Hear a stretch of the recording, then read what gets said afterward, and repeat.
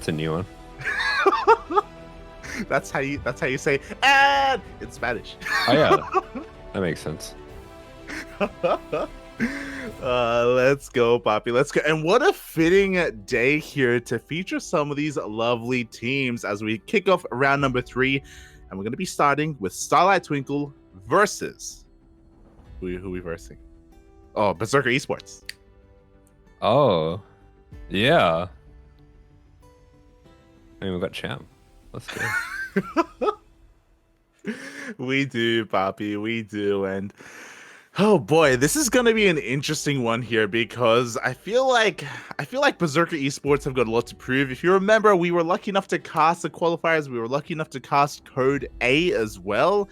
And Berserker eSports, they barely snuck in. They were the final team to qualify for World Team League. Despite that, they've got some pretty heavy hitters. They've got some pretty good European players. Yeah, 100% some very solid players coming out here.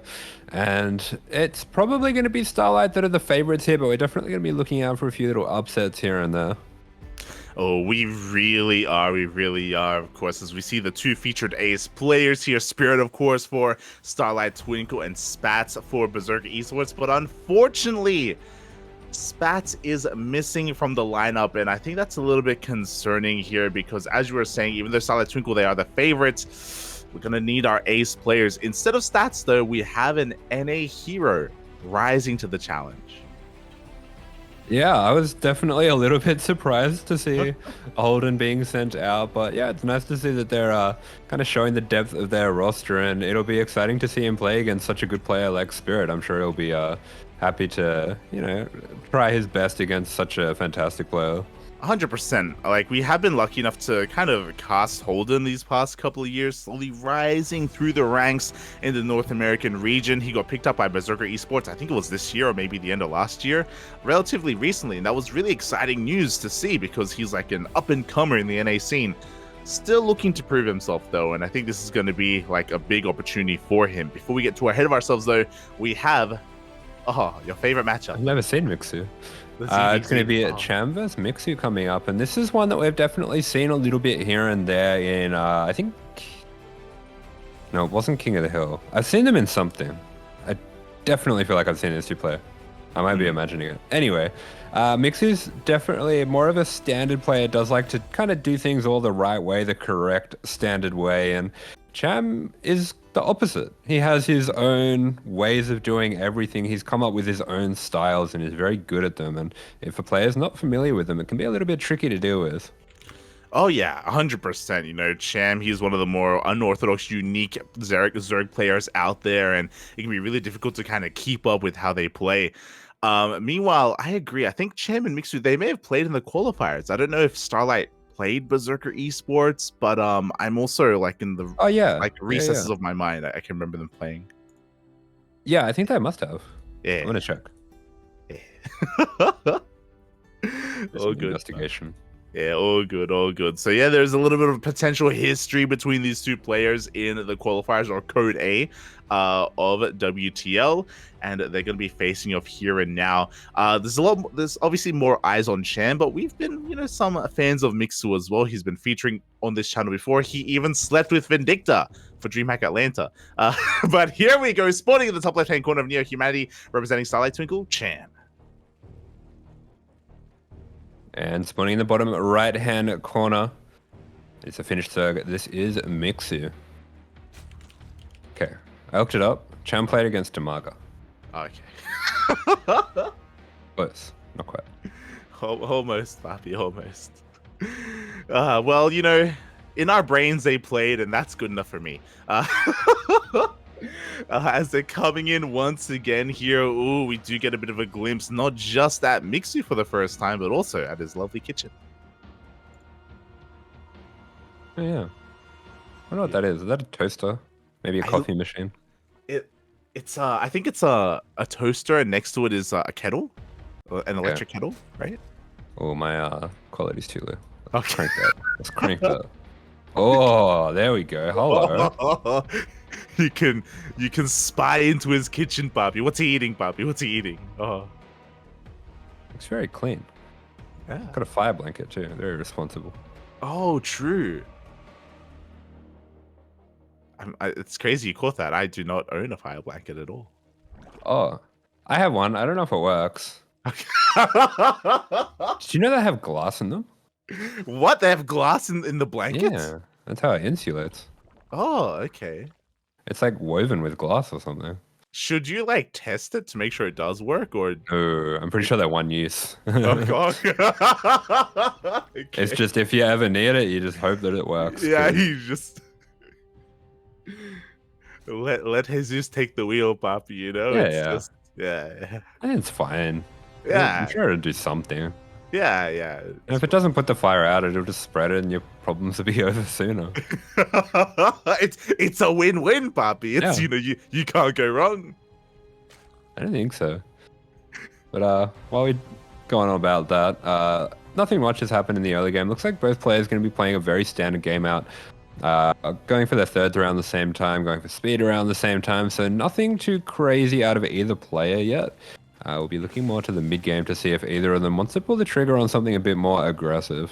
Yeah, exactly. It's going to be about whether either one wants to try and deny the other's third base. As you can see, third bases are being taken from both players. The Baneling Nest is being taken as well for both players, so no one is skipping out. No one's going for any kind of two-base shenanigans.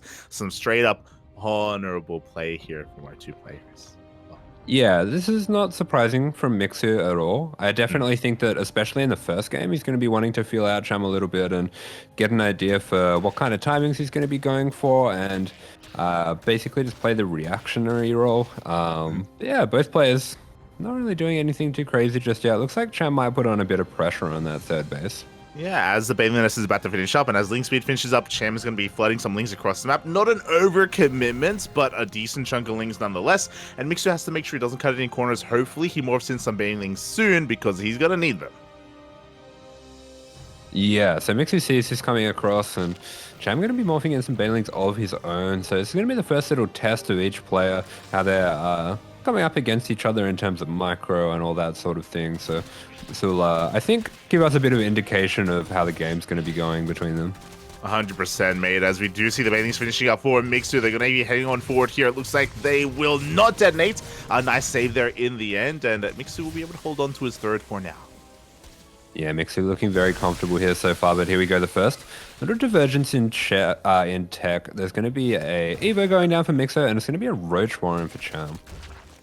Ooh, yeah, we have that Roach one on the way much faster here for Cham. No Evo Chamber, bear that in mind. So Cham may be looking for a follow-up Roach push and maybe looking to hit before any kind of upgrades really come into play. We'll keep an eye on that. We do get into detonation in the middle of the map. Yeah, nice connection for Cham. And yeah, this is where I get a little bit worried for Mixu, because this is where Cham does his best work. Often he gets himself into these pretty standard looking mid games and kind of catches people in between their tech changes with very heavy pressure. We've seen him take down some very good Zergs that way, and that's what I'm going to be looking out for here. Yeah, exactly. As I'm really concerned if we see more joining, but here we go. Banelings do detonate in the middle line of Cham, and just like that, Cham has to be that much more committed. Roaches is already on the way, but Mixu, all he has to do is defend. Yeah, big reaction from Cham in the cameras there, and Mixu, he's already got 2 spines finished up. He's got those roaches on the way as well, so he's taking this very seriously. The way that he's got his bases set up as well, I think he looks like he will be okay with giving up the third if he has to, just because there's not really any drones of the natural of Cham. I mean, he is pretty all in here. Oh yeah, he's very all in. And Mixu, he already threw down 2 of these spine crawlers. He may even do well at throwing down a couple more here regardless. All he has to do is hold on to his natural base. We have a couple of Banelings to detonate on those Lings. We don't want to waste them though, because the Lings for Cham are on the way behind this.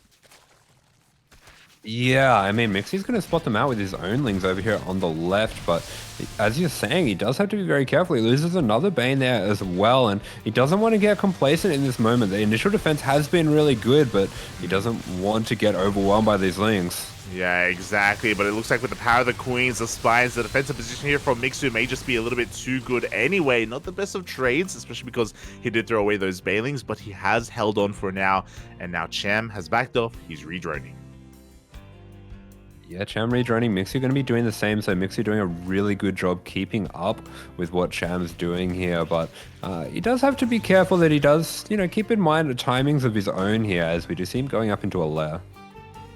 Yeah, the lair is on the way. Mixu, I don't think he's made use of his Evo chamber yet either. And to be fair, he hasn't really had the freedom to do so. But now that Cham is backed off, we can maybe start working in towards that. Meanwhile, on the other side of the map, Cham is once again rebuilding his Roach army. Yeah, I definitely think Mixu could maybe think about going for a +2 timing here. He does have that +1 advantage over Cham, and I don't know if Cham's actually taken an Evo yet. So I think if Mixu knows that, he's going to be feeling pretty comfortable. Yeah, I agree. Like, it looks like Cham is working up towards another big timing. As I say that, Cham starts droning up once again, and we have a lair on the way, so it looks like he is looking a little bit further ahead. He's going to be lacking those upgrades, but going to try and catch up in other ways. With that lair, that does open the possibility to potentially go into a Spire. I didn't even see a Baneling there. I just saw an explosion. You're like, all these Zergunus, they all look the same to me. They're all disgusting. True. There are some skins where the Lings and Banes look very similar, but here we go. Mixi's going to be starting up that +2, starting up that Roach speed as well, and this is a terrifying timing for Cham because he's only just got his Evo on the way now. I mean, he's going to be scouting out that the Roach Warren is wiggling, so he knows that there's a Roach Warren timing coming, and immediately throws down some extra gases. I wonder if he's maybe thinking about holding this with Spines and Roaches back at home and going into Mutas. Yeah, I'm feeling Aspire and feeling Mutas as well, but we'll see because +1 range does begin here for Cham, so he's gonna have some options. Mixu, he's searching the map so desperately. He's going in with an with an Overseer, looking for that Spire, looking for any kind of tech. Yeah, Mixu's been very careful with his scouting, and I don't know. I wonder how he feels about being compared to Cero, just because, you know, he is the only other well-known player from, or very well-known player from Finland that we see competing quite a lot. And it's hard not to make those comparisons. I feel like this is something that Cero's extremely strong with, as well as how diligent he is with his scouting. Yeah, exactly. You know, I'm sure that Cyril has had his moments with Mixu in the kind of training booth, especially when it comes to nation wars as well. I'm sure they've been able to interact with each other.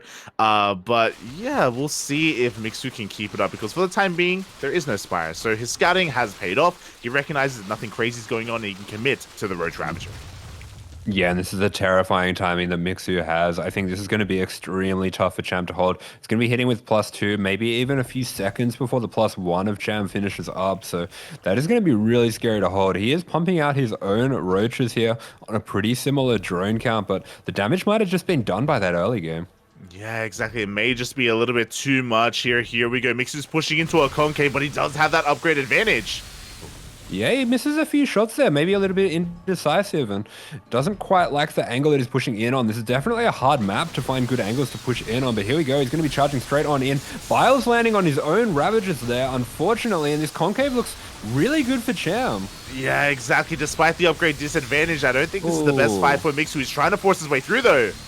Yeah, he is eating some pretty nasty bars, but this is a +2 versus 0 fight. I can see why he would take it, even with the concave being disadvantageous, but I mean, you can see why it's so important there. Pretty equal units, but all of the units of Cham firing, Mixu's units kind of struggling to get into the fight there, and that's why Cham was able to take such a good fight, and now he's the one putting the pressure on. Exactly. Mixu's units Roaches are a little bit too thick. He couldn't quite pull it off. Meanwhile, here we go. He's going to try and hold on his side of the map, but Cham has an overwhelming number of Roaches.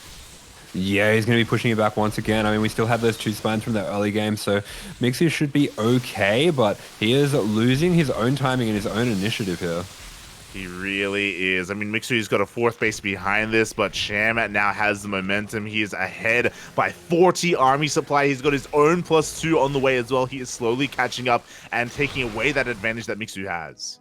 Yeah, Spine going to be going down. Mixu going for a little bit of a surround here, but doesn't quite have the army supply to back it up. Cham just going to back off, but Mixu's walking into a sandwich here. This is not good. Yeah, and he's committed here at this point. He maybe can maneuver around and avoid the surround, but Cham is on the hunt. He's looking for him. Up.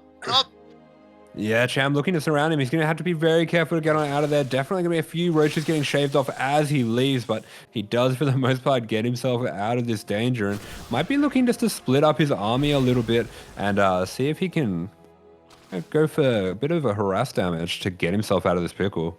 Yeah, he's got his forces towards the left-hand side and towards the right, and here we go. He's going to try and break in towards the natural base as a distraction to try and pull apart Mixu, but Mixu also splits up his army. Yeah, Mixu doing a really good job splitting up defensively, but it feels like Cham just has a little bit more on both sides. I mean, the upgrades are really important here. We still have no +2 for Cham, but there's just a bit too many roaches, and he's winning the fight on both sides. Yeah, exactly. On both sides here, Mixu is falling apart. And again, a lot of this did come down to that one committed push at the natural base of Cham. The concave was just a little bit too good, and Mixu from that point, it's so difficult to kind of stop that snowball from rolling as GG gets called. Oh, GG, that's got to be a frustrating one because Mixu, he was definitely ahead. You can see Cham, big sigh of relief there from him, and yeah, he probably knows that he got away with a bit of a cheeky one there. It was a very very good fight for him that saved the day. Exactly. You know, the stars aligned here for Cham. He knew that he was on the ropes. He knew that he was in trouble and that he was forced into a big push after sustaining a lot of economic damage, but he brought it back in the end. You know, whether it's a Cham taking advantage of that defensive position or maybe Mixu overextending a little bit and really not picking and choosing the fights as wise as he could have. Maybe a combination of the two. Regardless, Cham does take the first game. Yeah, definitely been there before when you know that you're very far ahead. You know a fight's not that good, but you're like, oh, I'm so far ahead, I can just A-move him, and you just charge into it because, you know, you want to relieve that tension. You don't want to let your opponent get back into the game. But yeah, maybe just kind of pounced on that opportunity a little bit too early there. But we are going to be having Gressfan picked out as map number 2. Yeah, we can all relate. We've all been there, as you were saying, but now we're getting into game 2. There's going to be Mixu's map of choice. It's going to be a little bit larger, so he's going to have a little bit more room to breathe, especially compared to Neo Humanity. But I wonder if he has something special in store for us on Gressfan.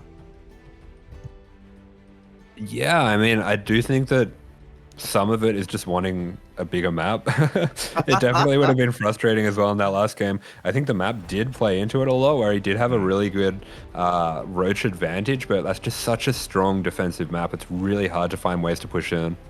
It really is. And on the flip side of things, Gressfan can sometimes be a bit more of an open map here, especially the third base location. If we do knock down those rocks, like different avenues of attack can be opened up as well. So we'll see if Mixu can find a little bit more success here on a larger map. Another interesting thing to take note of, especially because for a lot of these players, is the first time that we're seeing their stats. Apparently, their rating is mental quite high. Oh yeah, he matches him on the mental. It's like a little shield. It is. You know, he's got quite a bit of a tip going for him. My God. So yeah, I wonder where that kind of came from. I'm not too familiar with too much of Mixu's personality. I know he's like one of like Mix's boys, but that's all I really know.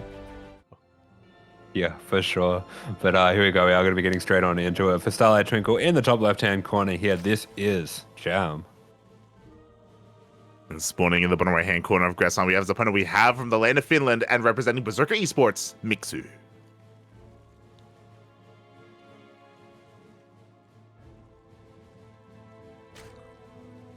Hey, I just realized you didn't end up streaming today. I thought you were going to stream Diablo. I was thinking about it, and then I decided to sleep instead.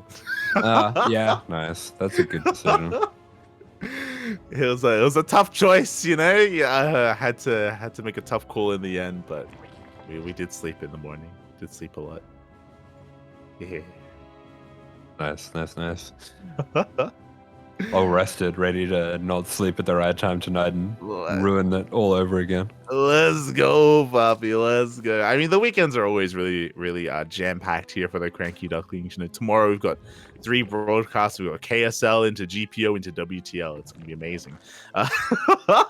So I'm getting my sleep while I can, Poppy. While I can. Glad to hear it. But as for this game, nothing too crazy. We're not going to see any player jumping at anything. Kind of not surprised to see Cham take it back to the mid game. I think, considering the rough position that he was in before, I would probably feel like I outplayed my opponent a little bit if I was him. So I think he's going to be feeling very confident now. Yeah, exactly. You know, the tension has been relieved. We are all on cloud, or at least Cham is on cloud 9 for game number 2. I do hope that someone does something special for Cinco de Mayo, though. I'll be honest. Like, I'm disappointed that there's nothing coming up from Cham, even though this is like, it's like his holiday, you know? It's like his day. And we saw the drones go down. We saw some fireworks, but What are you looking for? What kind of build do you want? You want the light build, don't you? That would be Builds, appropriate. Papi. I want celebration, Papi. I want to celebrate. Remember last season? You know, they had like a bonus for like a winner celebration or ceremony, I should say. Oh, I see. Yeah, after Yeah. you win a game, and we had a couple of pop-offs, you know, here and there. You know, we had Coffee Okay. eating the Oreo. You know, we had like Migs with like, the thumbs up and stuff like that. Like, I want some like maracas or like something special for tonight, you know? Yeah, we haven't actually had a good pop off like at all this whole season. Yeah, you know we've had more than pop-offs. We've had immediate shut-offs of the camera. Yeah. We've had a lot more of those. Yeah, okay. And then just camera off. We need someone to set the tone. Like, someone has to start it and everyone else will match their energy. Exactly. We need someone cheeky like a Rainer or like Parstom's usually good for one. Yeah, like Harstom as well, you know, you have to win. Got him.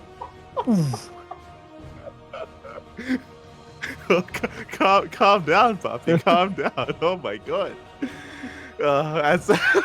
As we're getting into this Mixu cutting drones pretty early on here, we have a massive swell of Lings moving out across the map. The Queens were moving out onto the map to try and push away any scouting overlords, and we'll see if Cham can defend here. He's got 6 Banelings on the way.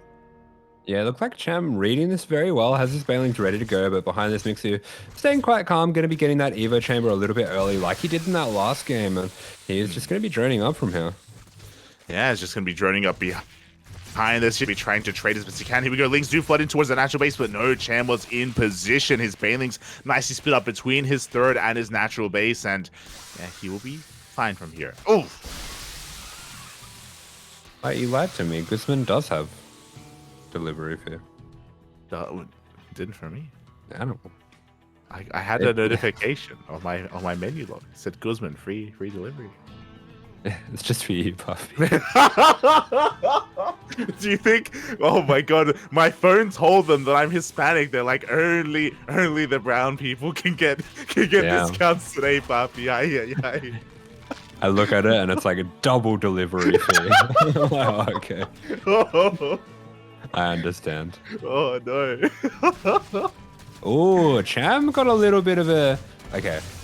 No, I thought those Banelings were destined for the mineral line. They were tucked away very nicely there, but they're not interested in drones at the third. They're hungry for natural drones, apparently.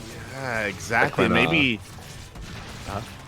You know, when you tell a kid to eat like broccoli and they're like, "I'm not hungry for broccoli. I'm hungry for ice cream." He only likes natural drones. They do taste sweeter. They are like a little bit more sugar filled, if you will. But yeah, maybe a little bit greedy there from Cham because they didn't get any drones at all, and it looked as if that third base was easy pickings. So yeah, maybe going to be hurting him in the long run. At the same time, Mixu going for another massive Ling run by, but we do have a transition into Roaches.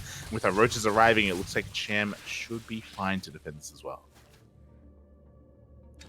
Yeah, okay. So we do have a lair on the way. We have the Roaches on the way from Mixu. So once again, yeah, these two players, once they hit the mid game, they have slightly different ways of doing things. Mixu not going to get the old NA Banelings off in the natural calling from the house there, unfortunately. But all in all, they are on very similar drone count. Things are looking fairly even. Mixu going to be going for those safety spines once again. Oh, but you know what? The Roaches are arriving here. The Banelings for Cham still waiting to detonate. There we go. Finally, last one goes down. Does connect with that spine crawler. The Queens are falling. There aren't too many more Roaches, though, so it looks like Cham's going to have a hard time snowballing from here. Yeah, he is. I think he could probably target down a couple of those drones, but all in all, he does slow down Mixu a little bit. He forces out some extra units, and with that, he's had time to get ahead on the drone count. Pretty far ahead, actually. He has a nice lead. The lair just finished up as well. He's taking additional gases to fully transition into Roach production. Meanwhile, Mixu still has to try to find some uses for his Lings. It's going to be poking and prodding, but so far, no dice. He doesn't quite find any damage. Oh, he finds a Queen! He goes for the drones. Yeah, so just going to be a minor little bit of damage there. And okay, Mixu's going to be going for that flavor of the month, the Carapace build. Yeah, the flavor of the month, the flavor of the year so far. Carapace is on the way. We do have that lair as well for Roach speed, and This should be hitting soon here from Mixu. Likewise, though, Cham is already, because of his lead, working on his own Roach army quite faster than that of Mixu. Yeah, there we go. He's got that roach speed on the way as well, and this is going to be a little bit scary for Mixu to hold. We see Cham's roaches over there, that overload, just hydrating them, keeping them. You can't really show us, can you? I guess you're not the observer, but you just have to take my word for it. They're wet, Papi. They're wet. Yeah. They are, yeah. They're being slimed on, like Nickelodeon. I can picture it in my mind. It's okay. I don't want to know what it looks like in your mind. Oh, there's a reason why they're not showing it on camera, Papi. This it's a celebration. it's for Cinco de Mayo, Papi. Let's go. As Cham is done droning at this point here at 54. He hasn't droned in quite some time. We are moving out across the map here with a massive swell of roaches. Mixu, I believe, if I'm not mistaken, does have some spine crawlers defensively, so he will have that defender's advantage. Yeah, he will, and this is a little bit of an awkward timing for him. Can he catch it at the ramp? Can he get the concave like we saw Cham doing? He is a little bit slow to get there, but it looks like he has caught that concave. Going to be a little split off of roaches by Cham, and what a brilliant move. That actually pulls Mixu out of position for a moment, but it's not going to be quite enough. Yeah, exactly. And here we go. Mixu is diving on top of this army, and he's going to be able to just force Cham back, but at the same time, those roaches that he split off did get a lot of drone kills. Yeah, so really nice attention management from Cham there. Actually takes the time to focus down those drones. 9 drones already. So, wow, the focus fire really paying off for him there. And Mixu not able to clean that up in time before the damage could be done. Yeah, now he's going to be forced into a massive counterattack. And can he deal equalizing damage? That's the question. We do see Mixu splitting off a couple of roaches towards the bottom left-hand corner of the map. So they're going to try and sneak into that mineral line just like what Cham did. Yeah, he can do it too, and he's going to be dragging Cham out of position in that way as well. Even gets himself up the ramp similarly, and getting a little bit of counter damage here, so nicely done, and actually going to be taking a good fight here at the natural. Yeah, he's causing a lot of chaos right now, and as you said, Mixu is taking a better fight at the natural base. Cham falling apart a little bit here. His army is crumbling. Yeah, it really is. I mean, we have a very slight upgrade advantage for Mixu as well, and he's looking to press that advantage right now. He might be able to take out this queen, but no, he's going to be taking things careful and safe. We have a few stray drones heading across as well, so the excitement of the situation getting to him a little bit there. Yeah, exactly. A lot of chaos ensuing, a really tense situation here. The drones are forced back here, but Cham has defended, is able to take advantage of that drone lead that he did have. He has been mining a little bit more for longer, and now with that, he's going to be taking his fourth. Yeah, longer and stronger. And he is going to be looking at a drone on up. Mixu's actually done a good job of sneaking out some drones here and there and has a small lead himself. And behind this, going to be going into okay Hydras. So this is interesting. Now, do you think this is going to be for lurkers, or is this just to add a bit of DPS to the army? Oh, it's always for Lankers, Papi. Let's okay. Unless mutas are involved, let's go, Papi. Let's go. This is a really risky move because, as you can imagine, in this period where you are investing into your tech, into Hydras, into lurkers, you're not necessarily making roaches, and roaches are really what is king here in the mid game. So Mixu has to be very careful as he also gets supply blocked. I can't imagine, honestly. It's just units running around to me at this point. Let me show you, Papi. Let me show you. As here we go. We see Cham once again pulling apart the army. 6 more drones are going to be going down, and the Biles connect. Yeah, big Bile's going to be landing. Mixu once again eating those Biles pretty heavily here. Going to be dragged through one more time, but he's behind that. Actually been able to split off some roaches of his own. Hasn't quite focused down too many drones, but he catches Cham pretty deep out of position here, and he might be able to equalize the damage. Oh, yeah, a lot of drones are going down for Cham at his own natural base. The entire army is turning around to deal with this. Eventually he will, but by the time he does, he is going to be behind the drone. He killed it one less drone though, so Cham gets a high score. He gets to put his name on the arcade cabinet. Oh. When was the last time you went to the arcade, Bob? Recently, been a while. Oh, no, okay. Absolutely not. No.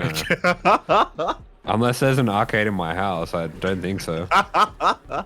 Fair enough, Poppy. Fair enough. As Mixu's even going for some Droppalords here. Droppalord is heading towards the main base of Cham.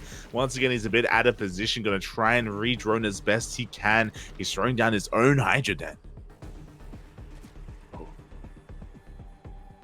Yeah, okay, but we have this Trouble from Mixu is very cute and should actually be getting quite a lot of damage. Cham did not see this coming at all, and there we go. They're going to be mincing up the drones in the main behind this, going for a little bit of a pincer move. Actually going to be putting pressure down on that fourth base, but Cham, his army movement, he is on top of this, catches that offshoot of roaches, but Mixu doing such a good job just splitting off harass every which way. I just get a little bit worried here that he's going to be losing too many roaches at once, and the counterattack could be really scary to deal with. That's the thing, right? He's dealing a lot of damage. He's going to force a massive reaction out of Cham. The Droppalord even going towards the natural base, and it will confirm the Hydra Den on the way as Cham is mixing in a couple of Hydras here. He is remaxing on them, and now he's going to be looking to push out across the map. Yeah, and I hope that was enough damage from Mixu that he slowed him down enough. Behind this going to be going into the infestation pit, but yeah, a little bit worried. Fortunately, Cham going to be backing on off here, but Mixu still hasn't got a fourth either. So is that common just to stay on 3 bases at this point? At this stage of the game, you would want another base, especially for those gases, especially if we want to transition into some later tech here. So I'm a little bit concerned here for Mixu when it comes to his ability to remax. We can see that coming into play here. Cham has a massive bank. Oh, and we're going to be fighting over the sponsors. Whoever wins this fight gets personally sponsored by TGIF. Let's go. Thank God it's Friday. They also get a free ticket to Rio. As we are going to be headed towards, we are trying to push ourselves up the ramp here. I think the other thing, no, never mind. I was about to say that maybe it's because Mixu, it took him a while to really recognize that there was a fourth base for Cham because it took at a really weird location, but he has spotted that base. He's spinning off his army. He's headed towards that base as we speak. Yeah, Mixu just trying to force difficult decisions out of Cham, make it a little bit confusing how he needs to split up his army and see if he can get some extra damage here that way. Looks like he is going to be pushed away at the top, but he gets the fourth base, so that's a really nice pickoff for him. Yeah, massive pickoff here for Mixu. He's going to dive on top of this army as well. He wants to try and get on top of those Hydras if possible, and Cham a little bit out of position with the rest of his army. Yeah, and here we go. He is going to be forcing Cham to walk into a really nice concave for him. A little bit of move command there, unfortunately, but it looks like Mixu's actually starting to get the better of this fight. The Bile's going to make things a little bit difficult from Cham, but he does have the defensive reinforcements. He's got those Hydras coming in, and he's going to be pushing Mixu back now. Oh, yeah, he does force Mixu back. Meanwhile, the Lurker Den was already thrown down. We have Seismic Spines on the way in a couple of moments. Once these Hydras pop, Mixu can morph in Lurkers, and he'll be able to slow the game down from there. But can he get there in time as Mixu was able to get his own fourth base up and running? Yeah, the pressure going to be incoming on that fourth base. Mixu's army definitely looking a little smaller than Cham's here. And here we go. We are going to be having those first few lurkers coming on in. They are going to be crucial to this defense, but they have to get into position really quickly because Cham, he is not messing around. He is looking to take out this fourth base here. Yeah, he really is. And here we go. He's pushing on forward in towards that fourth, but the lurkers have arrived. And lurkers in low numbers can be sniped by these biles, but as the lurker count grows, it's going to be so difficult for Cham to ever move into this position as the lurker is on hold position. Yeah, here we go. The lurkers have been revealed here. And we are going to be seeing this fight coming in. This is not a great fight for Mixu. He's right in the center of all these units. And wow, the concave is just so strong for him. These lurkers really not going to do much to change this fight just because the concave is so amazing for Cham. And I think he's actually just done it right here. Wow, GG. Almost a full surround coming out from Cham. And even though he was down in the tech, even though he was going up against lurkers, he had plenty more to deal with. He busts on in and he takes the 2-0. Oh, and we have no reaction once again. Oh my god. The players were so much fun last time. We were smiling. What happened, Bobby? Wow. Strange. Things changed. Things changed. Oh, not like this. So regardless, GG, well played. Cham takes the series. Very solid start here for him and his team. Starlight Twinkle. Yeah, very nicely done there. It's going to be a good lead for Starlight Twinkle going into this next match, which I do think might be one of the closer matches out of all of these. Nice, probably the favored player here, but DIMAGA, he is very strong as well. Oh yeah, we're going to be getting ready here for our second series of the night. But before that, massive shout out to Babylings in the chat. Thank you so much for the raid. Hope you had an amazing stream, an amazing ladder session. And welcome everyone, welcome to the World Team League. Yeah, came at a good time. Lots of Zerga action going down. Oh yeah, we just finished up our ZVZ and now we're getting ready for our PVZ. And I have to echo what you were saying because DIMAGA has been grinding a lot when it comes to the players, especially the European players that are consistently signing up for all these online weekly tournaments, as many as possible. DIMAGA is one of them. Yeah, and we have seen him a lot in these tournaments recently as well, so he's getting a lot of this high-level practice. I think those nerves aren't going to be affecting him too much, even going up against a player like Nice. Oh yeah, exactly. So DIMAGA is coming in form. Nice on the other hand, even though he is like the favorite, even though he's the best player in all of Taiwan, I don't know. I feel like we've been seeing some weak points here and there. I feel like when it comes to certain all-ins and certain timings, he can sometimes leave himself exposed, and I feel like that's where DIMAGA can really thrive. Okay.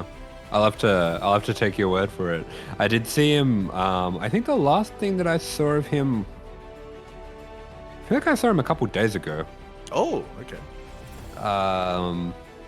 He was playing against, he was playing against Oriana.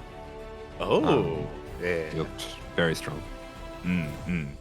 Powerful. Yeah, powerful. I mean, well, that's PVT though.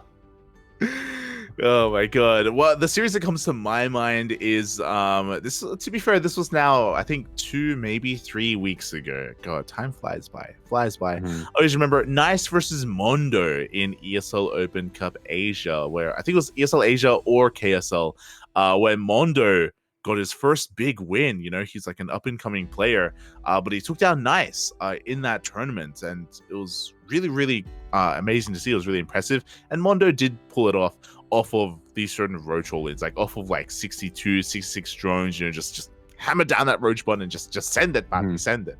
But that was quite some time ago, so I'm sure Nice is a lot more informed, especially now that ESL Masters has started. Yeah, I mean, that's definitely something that DIMAGA is very capable of. We've seen his style quite a few times recently, and he does tend to go for these very heavy mid-game timings where he gets up to that, 60 to 70 sort of drone mark, and then that's just the end of drones, and then we're just trying to kill them. Yeah, I mean, we casted it wasn't even a tournament cast, it was a ladder game, if you remember. Yeah. Look, I'm just saying I wouldn't be opposed to seeing something like that once again here, because yeah, clearly DIMAGA has been working on not just his tournament play but also his ladder performance as well. So yeah, probably going from Oracle into that, and that's what I'm going to be keeping my eye out for. 100%, kind of like an offshoot of that hero style is what we expect to be seeing here from Nice. Meanwhile, what does the chat think? Looking at the viewer predictions here, it looks like the majority, 53%, are banking on the 2-0. We've got, around a 40-ish, a 38% for the 1-1. So yeah, I think that's what I bet on, actually. I think I predicted a 1-1 here from DIMAGA and Nice, if I recall. Yeah, okay. What did I predict? I think I gave Nice a 2-0. I don't know. I'm a big Nice fan. I actually really like watching him. Not that I'm not a DIMAGA fan, but I do really like watching Nice. I mean, Nice is a really strong player. He's really lovable. He's also a big weep, and he's got a he's got a room full of waifu pillars. It's because he's aggressive, puppy. I like aggressive. As here he is in the bottom left-hand corner of Ancient Cistern for Starlight Twinkle. This is Nice. And spawning in the top right-hand corner of Ancient Cistern, we have, representing Berserker eSports, DIMAGA.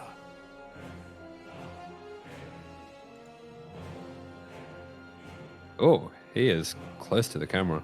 Oh, we can be closer. But yeah, nice close-up here to the face so we can see those reactions in all that HD detail. And speaking of HD, massive shout out to SC2 Cicada in the chat. Thank you so much for subscribing with Twitch Prime. Thank you. Let's go.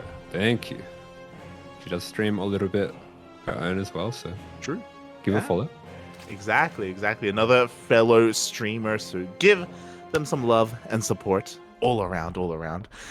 Ooh, as we find ourselves into our second best of 2 so far, nothing too crazy. Hatch gas pool. DIMAGA is forced to take the unnatural natural, as to be expected. Nothing too crazy. The other thing that I really like about Nice is he always looks like he's smirking at his opponent. It's just kind of like, what is this? What is this? Is that a smirk or is that? It's like it's like disinterest, like, yeah. Like disappointment. Like it's like, I thought you. The anime thing is like, I thought you'd be stronger. This isn't even my final form. Came here for a challenge. Hey, you won't be the one to kill me. Oh. It's beautiful. So yeah.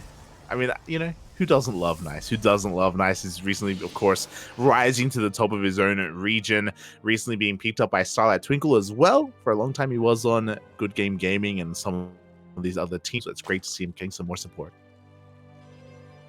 Oh no. Oh, okay. We're good. I'll stream for a sec though.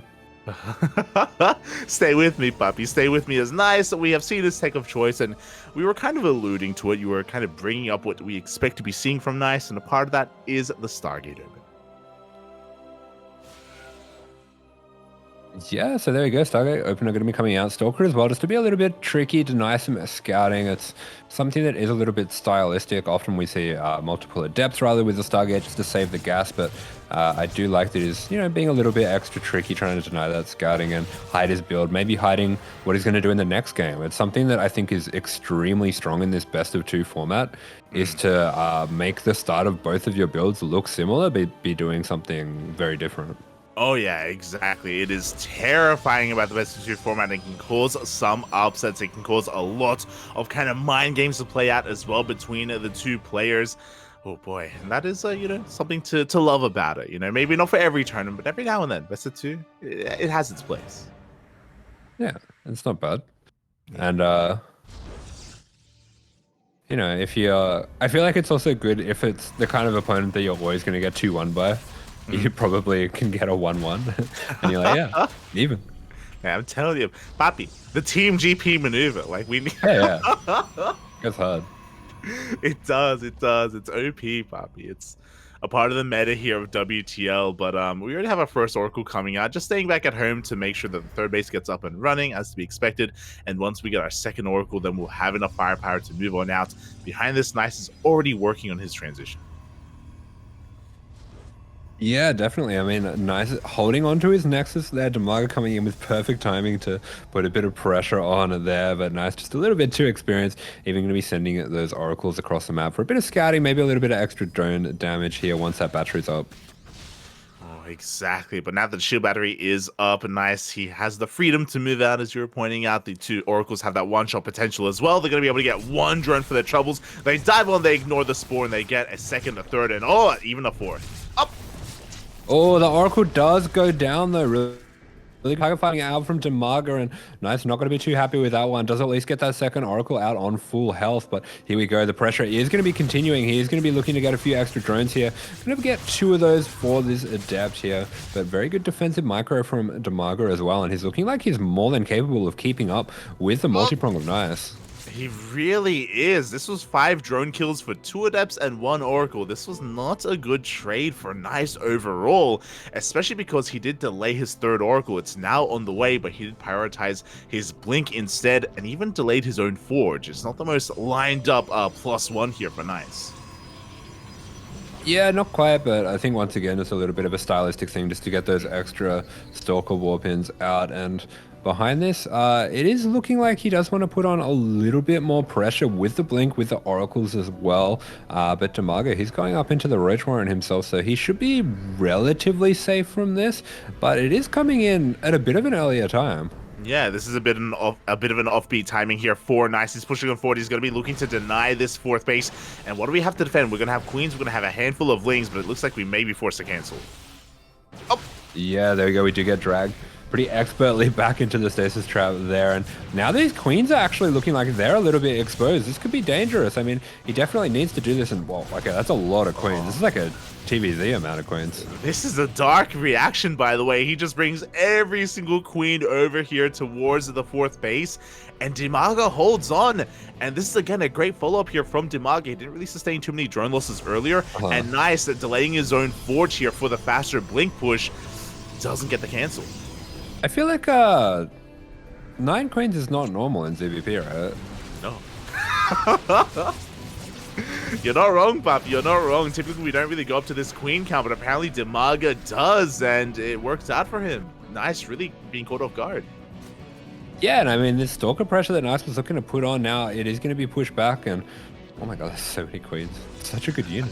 There is going to be roaches on the way, +1 melee on the way as well, so he's not going to be necessarily going for a massive roach timing, just getting out a pretty safe amount of them and going into the kind of standard, well, now very standard game plan in ZVP of going into that +2 and putting on pressure at that time. You're like, why? Like, DIMAGA's ahead of the curve, Poppy. He's making more queens. Why is no one else doing this in ZVP? That they don't know what they're doing. Yeah, I mean, I didn't say it, but I'm thinking it. You're an animal, Puppy. You're an animal. DIMAGA does end up holding here. Those extra queens did come in handy in the end because of that aggression from Nice. And now he has his own map control. His crease spread is moving out in towards the middle of the map as well. His links are a little bit out of position, though. The stalkers are pushing in, but now we got roaches to defend. Yeah, the roaches will be coming in to push that back. We do have the billion queens as well. The Ling's looking for some damage here, but the Sim City and the preparation of Nice is absolutely fantastic, so they will not be finding anything for their troubles here. Oh, exactly. We bleed out a lot of Lings in the end. Did force Nice back, but Nice was already returning home anyway. And we can see his transition point here. He's got Blink Stalkers, Charge Lots, and soon to be Archons and Storm as well. Yeah, but really beautiful defensive setup there by Nice. There we go. The extra queens, they are going to pay off. 2 oracles go down there, and that does just show the power of having all these queens. It's just not quite what the Protoss is used to here. Nice probably expecting that it was safe to go for that little dive there, but it was not at all. And behind this, we do have a massive amount of Banes being morphed in, and it looks like DIMAGA going to be hitting a powerful timing on 71 drones. 100%, because DIMAGA doesn't conform to your norms. He catches Nice off guard, catches his oracles off guard as well, and again, DIMAGA's defense has been insane, and Mage is already maxed out. Oh my god, he takes up last oracle! Mate, these queens are really coming in hot. I think he's I think he might be onto something here. He really is, and here we go. We are maxed out. The Bailings are rolling on forward. We have the overcharge, but it goes down immediately. The Bailings, they don't care about your shield batteries. Yeah, and there's no stasis trap here. I mean, you can really see it hurts so much not having the oracles here. They have so much utility and they can help so much with the fights. We have some nice storms, but I really feel like there is just not enough here to stop that third from going down. And I mean, all the probes have already gone down as well. We have a forward blink, so the stalkers are fully committing to the fight. Oh my god, those High Temple were exposed as well, and a couple of them do go down. They're forced to morph into those Archons. And as you said, even though DIMAGA doesn't break the army, he breaks the base itself, and that is what matters, because DIMAGA, he's already droned up to what he needs to be. 80 drones? Nah, mate, 71, that's all you need. Then, just roachling Bane. Yeah, so after all that damage, 22 probes going down, now the working count is, in fact, even. And it looks like with +2 on the way, DIMAGA's going to have another very powerful timing. He was able to save +2 from the Zealots, which is pretty fortunate for him. And yeah, now he's got another terrifying moment that he can hit in. But also, he has taken out a lot of the SimCity here, so this is a bit of a weakness here on the right again for him to exploit. That's the thing, right? DIMAGA, even though his economy isn't amazing, he's just going to be ramming his army time and time again into the defenses of Nice. We do have a massive storm here on the roaches, but what about the Banes? Huge storms going down. Storms going down once again. Every single roach almost going to be dying to these storms. He does finally pull them back, but that was an incredible amount of value that Nice got out of those storms, and DIMAGA maybe just getting a little bit reckless with his army now. Yeah, 100%. If it wasn't for those storms, then maybe he could have kept on pushing. Maybe he could have actually broken that base. The Banelings, they did break the defenses, but they only got 8 probes, and I don't know how much more we can do. Oh, how many more we can really take here. DIMAGA, he has to make sure he gains value here with these trades, with these attacks. Yeah, definitely. Nice. He's having a little bit of time now to start rebuilding his defenses. I feel like this is something that we saw when we were watching Cyril play ZVP, where the key to this style as well is just not giving your opponent any breathing time between the waves of attack. Exactly, you just gotta keep going, keep pushing, keep up those macro cycles. We have another massive storm on the road, Charming, but there were only 2 storms. That's it. Yeah, the storms are gone. And where's the rest of Nice's army? It looks like he was dealing with a little bit of a multi-prong over there on the right-hand side, but even more probes are going down. Nice is in a really rotten spot now. He is going to be pushing him back, but I think that was the straw that broke the camel's back. He is now massively down on workers, and I just don't see how he's going to be able to get back into this one. We do have a small Zealot run by, but DIMAGA is all over it. He is all over it. He shuts down the Zealot run by. Meanwhile, the High Templar count was just reset as well. Only 1 High Templar survived. We warp in another 3, but we need to wait here. We need to bide our time before we have any Storm energy remaining. And with that time, DIMAGA, he's going to be able to remax for a 3rd time. Yeah, and DIMAGA, the creep is pushing up towards this 3rd now, and this is a key element of this style. It's pretty much a win condition. If you can get the creep right up to the bases like this, there's just not enough time for the Protoss to rebuild in between the attacks. Nice little run by with the Lynx. He's been very diligent about always attacking the opposite side to the one that his army's on, and it's really really paid off for him. I mean, this has been very systematic and very well done by DIMAGA. Yeah, I mean, we just don't have the army supply to split up. Nice, he's down to 51 army supply. He just cannot defend his fringe bases here. He's being pulled apart left and right. He is gathering a lot of energy for Storm, so he can still punch up in a way, but how much can you really do that? You know, DIMAGA, he's already at 200 supply. Yeah, I mean, at this point, it doesn't feel like Nice is surviving. It feels like he's stalling, as we do have this army coming into the right. The storm, second storm whiffs. First storm was pretty good, but all it does is damage these Lings. We need something to finish them off, and Stalkers with that low fire rate, not going to be ideal. Base goes down, High Templars go down, all that's left is Stalkers, and I think DIMAGA has just finished him off. GG is called, and DIMAGA looking so very powerful there. Oh, let's go. He even fist bumps towards the end. That's oh, look at him go. Yeah, that was good. You love to see Emotion. it. Haven't seen much of it yet. It's the Cinco de Mayo pop-off, Papi. Yeah, he takes the first game. Yeah, he's gonna win the second one and just let off a god. little dance. Oh my god, you love to see it. But again, what we saw here from DIMAGA is, in a way, what we've been expecting. This is his speciality, you know, to be able to defend well enough to get into a position to the mid game where he just rams Roach, Ling, Bane, Ravager into your face and eventually breaks you, eventually overcomes. But I guess something that we glossed over and something that was really accentuated in this game was DIMAGA's early game defense. Like, he barely took any damage at all. It was insane. Yeah, I thought it was interesting as well that Nice didn't rebuild the Oracles. I feel like, I don't know, like, we don't usually see that style that DIMAGA went for off only 70 drones, even that late in. I feel like he might have had the space to drone up a little bit, but Nice, if he'd had the Oracles that whole time and they were getting, you know, constant value out of their energy, getting big stasis traps, things like that, I think this could have been a different game. I do really think that sniping those 3 Oracles was absolutely huge from DIMAGA, and it was a little bit strange to see Nice not rebuilding them. Yeah, 100%. I completely agree with that. Like, the Oracles, whether it's stasis traps or even just targeting down Banelings or Lings or Ravagers, like, Oracles are such an amazing supportive unit, and that's what we've really been seeing from Hero, from all these Korean Protoss players, to even make more than 3, even make up to 6 Oracles just for that stage of the game. But yeah, Nice didn't have any, and because of that, he was really struggling to deal with the kind of army he was facing. So hopefully he can remedy that, or maybe switch things up entirely in game 2. Yeah, I mean, he's a very experienced tournament player, so I think he's going to be able to adjust as well. And that is sometimes an advantage that you have that coming up against Zerg, is that they're not often going to change their style too much in between games. But here we go, spawning in the bottom left-hand corner for Starlight Twinkle. This is Nice. Oh, and spawning in the top right-hand corner of Royal Blood for Berserker eSports from the land of Ukraine, it is DIMAGA.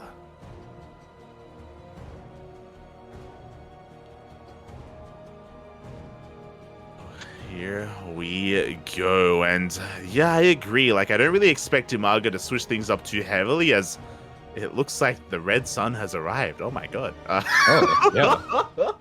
What's going on there? DIMAGA, is he playing from a tanning booth? Is that what's happening right now? Is he just He just has a red light for some reason? Yeah, you know, is the light red, or is he Fired up. upset? Is he fired up? Yeah, is he powering up here into his second form? You know, nice. He came in overconfident. He's like, "Who are you? You don't even deserve to face my full form." But really, it's DIMAGA who was hiding his true power the entire time. It's like, you are pretty strong, impressive. Like, I'm not even trying yet. And you say you don't watch anime. Oh. yeah. I'm kind of curious to see how Nice is going to mix things up here. He has gone for a smaller map, a shorter rush distance, a map without a ramp as well. So I think it is possible that he can go for something a bit more aggressive here. We have seen a lot of people do like to go for those, you know, 3-base aggressive blink timings and put pressure on the fourth, I mean. But I feel like, I don't know, it's hard to work out something aggressive against a player that's going to build 9 queens. I don't know if the logic carries over from TVZ to PVZ, but I mean, like, generally in that case, I'm thinking I can't really do anything. I mean, you just have to be a little bit more careful with your oracles, I would like to believe here. I also wonder if Nice is the kind of player to go into Glaives, as I was taking note of his pylon positioning. Yeah. He's not going for a Stargate, he is going for a Twilight Council. Yeah, that's kind of what I'm thinking. I wonder if the queens actually make that much difference with a Glaives build. I suppose they're kind of too slow to keep up, but we're going to be seeing him going for that Stalker once again. So as we were talking about, denying that scouting that way, just pushing the Overlord back to the pillar, not allowing DIMAGA to get an eye on everything that's going on. I mean, queens can help when it comes to diving or denying the prism, at least, that reinforces those stalkers. Reinforces those glaive adepts, so they can provide some support here, but as you were saying, they are quite slow to react and respond to shades. So we'll see how well DIMAGA can defend against the glaive adepts that are on the horizon. Yeah, okay. It is in fact going to be Glaives. It's going to be Robo on the way to help out with that. And the question that I've always got now is just how committed it's going to be, because we have seen so many different variations of this lately. I think that 6-gate Glaives on 2 bases has been extremely popular as of late. And yeah, it looks like that's exactly what we're going to see. Oh, we'll see, because we've seen 4-gate, we've seen 6-gate, we have seen 8-gate as well. And mate, that's 5 gates being thrown down. Looks like only 5 in addition to the 1 that's a part of the wall. And this is going to be quite committed, as you were saying. Yeah, this has been a very popular build lately, and I think Nice is definitely the kind of player who can make a build like this shine. Oh, he really is. It's going to be on DIMAGA to figure out how all-in his opponent is, and hopefully he doesn't over-drone. So far, the worker count's looking quite good. He throws down his Roach Warren at around the 4-minute mark as well, so a very nicely timed Roach Warren overall. But again, he just has to realize how committed, because against this amount of gateways, it could also be beneficial to throw down some spines. Yeah, and I mean, Nice doing a really good job of holding this. I think this Prism coming out is, of hiding this. I think this Prism out is going to be the first indication of what's going on, because at the front he was only showing just the 1 Stalker, the 1 Adept. Yeah, and here we go. The Warpin has been confirmed. DIMAGA, I love it. He's surrendering the natural base. There is no shield battery behind the Stalker. The Stalker's going to go down, and the shield battery... It's not in time. Oh, and the wall is broken through, and this is just absolute disaster for Nice here. We even saw him shooting his own pylon for a moment there with the Adepts, and he's being forced to bring everything back home to spend a Warpin at home when he would like to be across the map, you know, sending that first shade into the natural, into the main, and this just kind of changes everything. This makes things really awkward for him. It really does, because even though these things didn't do too much damage, as you were saying, it delays the push, and every second this push gets delayed is that much better here for DIMAGA. He is sitting back so pretty, so fine. He's even droning. That's how confident he is right now. Oh my god. Yeah, DIMAGA just bought himself so much time. He's been able to get out a huge amount of links. I mean, he still does need to be a little bit careful here with how he goes about this defense, but yeah, you can see Nice, he is really struggling to find an angle of attack, and he is just so far behind where he wants to be. Yeah, Nice is transitioning. He throws down 2 more gas geysers, and there's the Tekka choices going into a robotics bay. Meanwhile, DIMAGA with his links is checking both third base locations, so he's looking for a transition point. He doesn't know about that extra tech.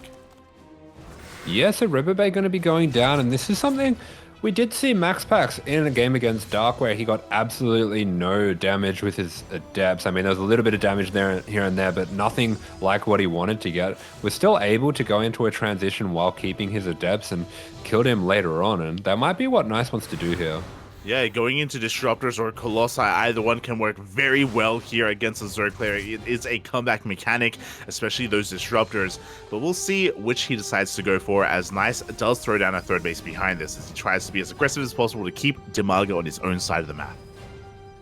Yeah, he is just going to continue to warp in these adepts and put on the pressure. With this kind of count of adepts, he can actually start to take fights with those roaches, and looks like the Lings aren't wanting to join in, so a lot of them are going to be going down, but this is why the Lings weren't joining in. They were waiting, they set the trap here, and they are going to be absolutely destroying these adepts. Man, DIMAGA is playing out of his mind this game. Mate, Nice got baited. Let's be real here, because, I mean, maybe the camera wasn't showing it on purpose. We didn't see the Lings lying in wait for all those adepts. We commit to the Shader. Nice loses almost everything. He's forced to recall. He does have his first Disruptor on the way, but it's still not done, and DIMAGA's going for a counterattack.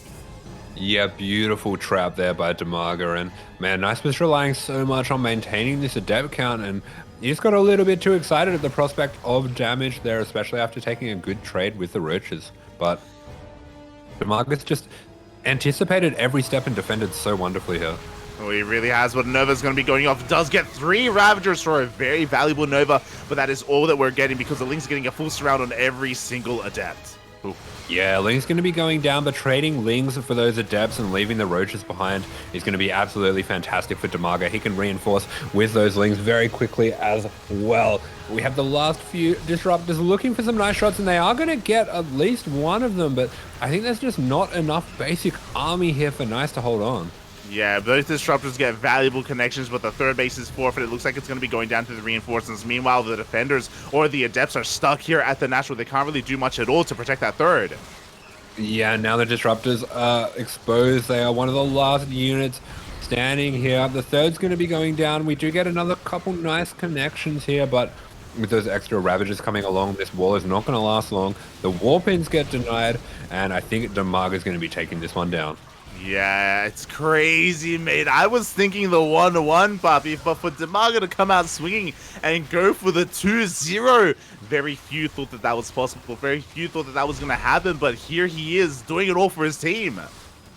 Yeah, incredible stuff from DIMAGA here. He is going to be getting that 2-0 over Nice, and that actually puts Berserker in a really good spot where, I mean, if Holden takes a cheeky win over Spirit, they can get themselves into an ace here.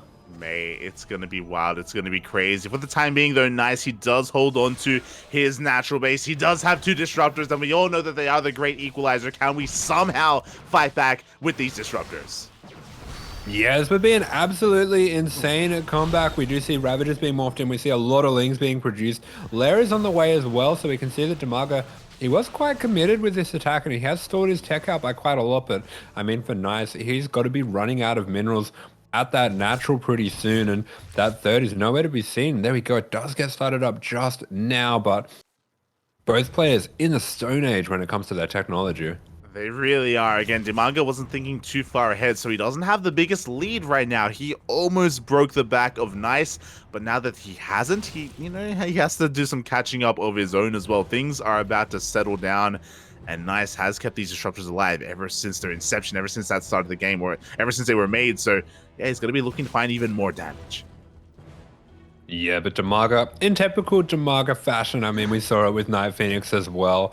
If the first attack doesn't succeed, he is just going to try again and again. He's going to go for that wave 2. He lost a few Ravagers there, so I'm getting a little bit worried. This would be an insane comeback from Nice. It would. When that last Nova detonated and connected on the Ravagers, like, DIMAGA made a solid Maru duck face. Yeah. It was beautiful, Papi. It was beautiful. But that's the thing, right? Like, these Disruptors are keeping DIMAGA back. They're getting more and more value over time. They're going for the drones. Oh, big connections there. 7 drones going to be going down, and DIMAGA doesn't have too many drones to spare. definitely got to be careful here. And I think Nice is actually getting to a good supply. DIMAGA, he's not happy Yeah, here. He yeah. knows that he was just a little bit too casual with that attack. Thought it was over and wasn't being the most careful that he could be about dodging those Novas with the roaches. And I think that might be going through his head now. Yeah, what we just saw there from DIMAGA is what we see in every Zerg stream with a phase cam, where you're playing a ladder game, and at a certain point you realize that you were ahead, and you're not anymore. You're like, this is gonna keep going. This is stabilizing here, and like DIMAGA does still have a lead. Don't get us wrong, but like it's not clear cut anymore. Like Nice is clawing his way back. Because you're apes. You guys don't think until after the violence. Well, sometimes we don't need to, Puppy. Sometimes it just ends, you know? It's over. And we'll see if that's the case here, because, again, a fourth base is on the horizon for Nice. We do have another couple of Novas going to be detonating here. Another couple of drones go down. Yeah, I mean, props to Nice. He's being so active with this disruptor drop, just getting so much value out of it as well. Behind this, going to be going up into +1, into charge, into storm as well, and that frightens me a little bit, because we did see in that last game DIMAGA didn't do too well dealing with the storms when he was ahead. And he is still a little ahead for sure, but in a more even game, I think that could be a game changer for Nice. I do think so as well. Jesus, there's so many shield batteries and cannons are being thrown down here at the third base location. I kind of like this because Nice, in a way, is adapting here to DIMAGA. I'm sure he's expecting a massive mid-game push to come his way, and he's already preparing for it, because that's a lot of Ling Bane. Jesus Christ. Yeah, definitely very intelligent. And I think the other thing to point out as well is this disruptor drop as well is getting damage. It sees the drone line every time he goes in, and he's going to be able to see that there are not that many drones. Yeah, we're almost hitting that juicy maxed out drone count of 71. We're basically there at this point here, so DIMAGA is going to be focusing on nothing but army production. He's going to be looking to push out across the map, and we'll see if he can snowball just like he did last game. You know, if he can take out the fourth base and keep Nice on a 3-base economy. You're like, what do you mean? He's almost at 70 drones. His economy's booming. That's peak Zerg economy, Papa. What are you talking about? That's too much even. We want to be hitting that sweet spot 69, but we're one away. Oh. Yeah, so get excited for that moment, guys. But for now, both players just going to be sitting below that. And oh man, Nice is just getting so much value here. 9 drones. Man, those disruptors, I would love to see how many kills they're up to at this point. Oh my god, it's insane here as Bailey's going to be rolling out across the map. We're going to be trying to punish that third base, but no, there is no way in. The storms are going to be connecting as well. And oh my god, they get into the fourth! Oh, they do get into the fourth. Finally, he does equalize some of that damage. 6 probes going to be going down, so not quite as much as Nice has been able to do, but he is looking to go for a bit of an attack here. And can he get those Banelings to the High Templar? He can't. He takes some big storms here and feels like he's very indecisive about whether he should fully commit, but he's going to do it. Oh my god. He takes the storms to the face. He takes the Novas to the face. He does get Lings into the main base, and Lings are eviscerating the mineral line in the main, but the main army is crumbling here against Nice. Well, it's not doing too well. I don't think those storms could have been any better there. We do see these hero disruptors here going to be trying to take down a few extra units here, and Nice is going to hold for the first time, he is going to overtake DIMAGA in the supply, and DIMAGA's got to be running out of steam at this point. He is. DIMAGA, he hasn't rebuilt too many of his drones. His drone count is in shambles right now. He didn't deal the damage that he needed to. He needed to take down a mineral line. And Nice, he knows how to win, Papi. He's making a fleet beacon. He's going sky toss. Yeah, he realizes that he's going to be stuck on these 4 bases here, just trying to desperately defend with the disruptors and so on for a while. So he has to work his way into a win condition. I think it makes a lot of sense. But here we go. We are going to be having some Banes being split off. Quick warp ins from Nice. And I mean, he is very well set up with the static defense as well. Yeah, exactly. And this is how you play against DIMAGA. You just turtle on up and you wait for him to push into you. Nova's going to be going off. No, both disruptors do get focused down. Finally, some of them fall, but the storms! Yeah, great snipes, but the Storm take out nearly every single Ling and Bane here. The shield battery farm is so hard to push through, and once again, he is just eating every single one of these Storms on all of his units. You can see the frustration. He knows this game is slipping away from his grasp here. Yeah, it has been, and now Nice has taken a massive worker lead. DIMAGA is still not droning, by the way. He's still making nothing but roaches, lings, and banes. This is a really risky way to play. DIMAGA still has a chance. If he's able to get into one of these mineral lines, if he's able to detonate here, then he can claw his way back in, but that's going to be a big if, as Nice is just continuing to turtle on up. I think he sees the first carrier and he GG's out, honestly. That carrier is just banned, honestly. And there we go. He is going to scout the fleet beacon, so he knows that it's on the way. And with that, I think he just has to gear up for one last big attack. We do have the Contaminate on the Stargate there right before that carrier comes out. So that is brilliant here, but I don't think it really changes the situation. It helps. It does help the situation, but you're not wrong, mate. We need more than just a Contaminate here to come back. A Spire is thrown down.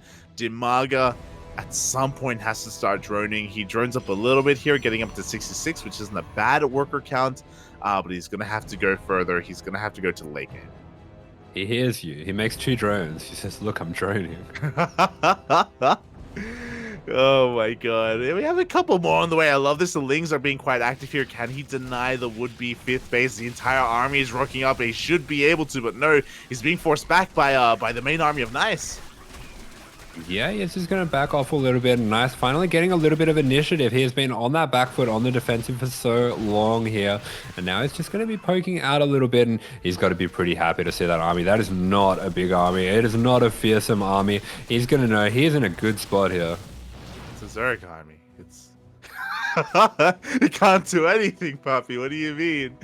Oh god, as the 5th base is saved here by Nice, he holds on to it. The carrier count is getting higher and higher. Corruptors are on the way, but we need more than just Corruptors. We need to get into that hive tech, get Vipers, and all of that as well. But before that happens, DIMAGA, he's rocking up once again at the 5th. Yeah, he's going to be crashing on through, and he should be able to deny this 5th at least. It's good, but it's a bit of a small win in the grand scheme of things. I mean, he gets the 5th bases. He may be able to get a free Archon as well. At the same time, ooh, a Zealot run by a Zealot drop here towards the top left-hand corner is going to get a lot of drone kills. 6 drones already going to be going down. Corruptors should be able to shut down this prison, though. Yeah, Corruptors arrive, so it's going to be a one-way trip for the Zealots. They are abandoned there to do their best against the Queens. And behind this, we do see Nice going to be moving out with this hodgepodge army. Does have a couple carriers here. He is continuing to raise that carrier count, going into that +2 air as well. Full energy high Templars too, which is a terrifying prospect. And it feels like DIMAGA just doesn't quite have the economy to do anything but make a one-shot army and just go for it. I mean, he almost did, but he just lost the mineral line. 17 drones went down to the Zealot run-bys. It was just a little bit too much here, and that is going to be once again crippling the economy here of DIMAGA. We do see Nice taking a new 5th base. It is going to be the center base instead, and this base is going to be protected by the main army, protected by the carriers. Yeah, Nice being so active here with these Zealot run-bys. Just constant Zealot run-bys have kept him in this game. You can see how fast he is as well with all this harass. And there's going to come a point where DIMAGA has to either, you know, take that back foot or just go for it. And he's actually going to catch out this, does catch out that War Prism there. It's a really nice catch for him, but I mean, Nice is just relentless. Yeah, Zalramba here towards the top left-hand corner is going to be focusing down the hatchery of all things. It looks like DIMAGA should be able to shut this down, but at the same time, we have that one Zealot in the main base. It isn't doing too much here. Hopefully, it doesn't kill the hive. Hopefully, we respond in some way. As Nice is diversifying his army, we have the carriers, but now we're working on the Void Rays. Yeah, so good reaction to the Corruptors. They're going to be going into the Void Rays with those Flux Veins. This is reminiscent of that hero game that we saw recently, as well as we do have this full transition into Skytoss. He's just bleeding out bits of his army here and there, trying to get rid of the Stalkers to clear up creep, getting rid of these Zealots as well with the run-bys. Finally does take out that base here, and DIMAGA is just being strangled and starved out. Yeah, we've seen this before with DIMAGA, but he's basically forced into a super max army, which is one and done. He won't be able to remax after this. He has 200 gas. He has a lot of minerals, so he can make links to support, but not much else from there. He has a lot of army supply, but also that's not the most efficient army because he still has a lot of roaches. Yeah, he has the super max, but he likes it. I don't even know if he likes it. Maybe he's just forced into it. You know, that's the cross that he bears. He's trying to survive. He's trying to survive, Poppy. He's trying to live. And again, he's got a massive army here, but the longer this goes on, the harder it's going to be to crack the defenses of Nice. It's difficult because Nice is never moving out. So if DIMAGA does take a fight, Nice is going to have the support of his cannons and shield batteries. Ooh, kill not a cancel there on the right. Bit of a miscalculation by DIMAGA here. And we do have that mothership coming out. We've got +3 air weapons on the way as well. So it looks like Nice is just about ready. He is getting very close to his final army here. And DIMAGA, he's going to be shocking around, trying to see if he can get any caustic spray, maybe pick off a few units here and there. And I think this Nexus might actually go down. That's so many corruptors. Yeah, that DPS is too damn high. The overcharge is not going to be enough to save, but at the same time, that's the trigger for Nice. Oh, your corruptors are out of position. Let me move in and just kill you. That's a really scary army. And I mean, he is going to be collapsing into him here, but the storms are incredible. He storms absolutely everything. All of the Baneling's going to be going down. The Corruptor's in some serious trouble as well, but actually a lot of the storms going on Nice's own units. But wow, the Void Rays, they are melting everything. They do so much damage with that upgrade there. And DIMAGA, he took a really good stab at it, but it's not going to be enough. GG, well played. Massive sigh of relief there from Nice. For good reason, because he was dead. He was at death's door, but he fought back heavily with those disruptors. The hero disruptors, we never got to see how many kills they had, but it had to be up in the 30s, maybe even in the 40s each. It was crazy how much damage they got done. And I thought that game was absolutely over there. I thought DIMAGA had secured the 2-0. I was already thinking about the next game there, but Nice with an incredible game, and it turns into, an incredible comeback and a banger of a game. Oh yeah, definitely. And you could even see in the cameras as well, DIMAGA just like also kind of crumbling on the camera after that game. Like he knew how close he was to 2-0-ing, which would have been insane. He was so damn close, but unfortunately just barely couldn't pull it off towards the end there. Whether it's maybe being a little bit lax against the disruptors with his push, or maybe just not droning fast enough behind it. I'm sure DIMAGA will be going over that game himself later on. But a really good showing from him. Really good showing. Yeah, absolutely. I mean, even after that, he made things look very close. And just a few little things here and there where he could have just been a little bit cleaner with that aggression and dodging out on that. But in the end, Nice going to be taking the win by the skin of his teeth. And yeah, you can really see from the camera reactions at the end of the game that both players put a lot into that game. Yeah, both players that were invested, they put their all into it. And that is what the WTL does. It makes you invested. It brings out the best of these players. And now the pressure is going to be on the young blood, on Holden here, the man from the Americas, the American Protoss player. To force the ace match, he's going to have to 2-0 Spirit. That would be a night to remember. As you were saying, these players, they do want to bring their best every time, but Holden's going to have to bring absolutely the best he's ever played to be able to take down such a formidable Terran. And I'm here for it. I want to see it. Yeah, I am here for it as well. If you're in the chat, maybe you haven't seen Holden before, I wouldn't blame you. He's been of a more up-and-coming player here this past year. He's been working his way up on the ladder, and relatively recently did join Berserker eSports, and now he is making his debut in WTL. Yeah, so I'm going to be able to see what he can do, and I think either way, it's just really nice for him to be able to get experience on the top stage here. I think no matter what, these are the kind of games you walk away from them feeling really invigorated, wanting to practice, seeing, what that top level looks like, and that it might actually be in reach. Oh yeah, we'll see if that's going to be the case as we have a look at the stats here of Spirit, looking pretty well rounded. Apparently a B tier, which isn't bad here. You could maybe argue a low A tier instead, but he's very much in form.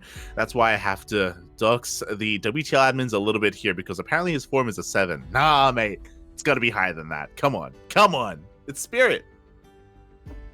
Yeah, I do think he has been doing really well lately. I mean, he took down the I think it was the monthly Wardy Invitational, which is a huge tournament. He won that, and that was stacked.